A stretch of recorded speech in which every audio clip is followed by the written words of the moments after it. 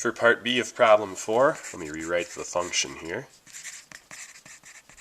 as well as the first derivative that we already got from part A. And heck, I'm on a roll. Let's do second derivative. We did that in part A as well. Or if you didn't, this is just going to be 2 cosine theta. It asks for any POIs on the given interval.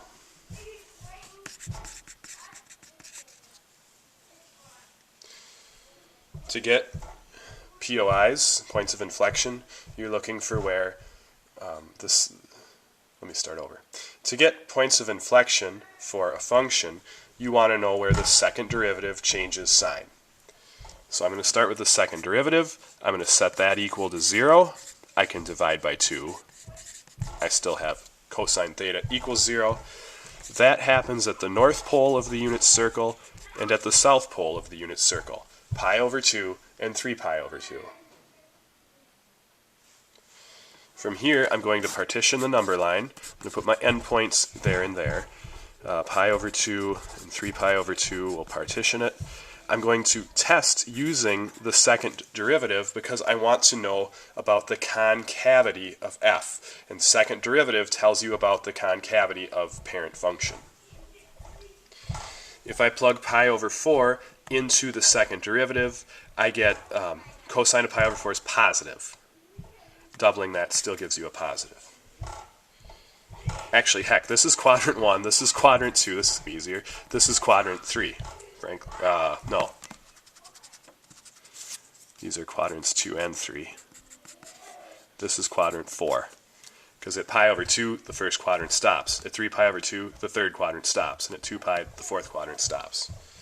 So, how about this? In the second or third quadrants, your cosine values are all negative. Doubling that would still give you a negative number.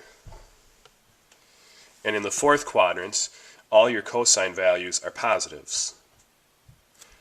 So you'd have 2 times some positive number. So we have POIs when theta equals either of those 2 numbers. To get the y coordinates for them, because we do want ordered pairs, we've got to plug these theta coordinates back into the original function.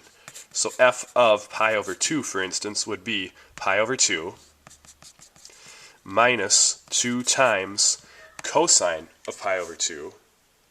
Cosine of pi over 2 is 0.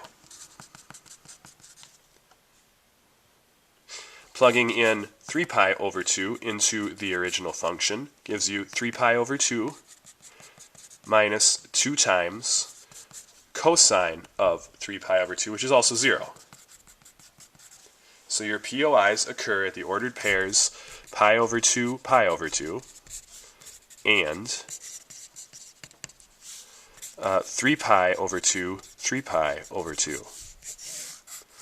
The sentence you would want to include with that explanation is just essentially what this graph is showing.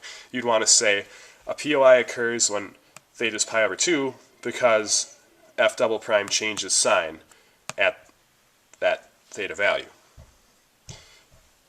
Also, f double prime changes sign when theta is 3 pi over 2.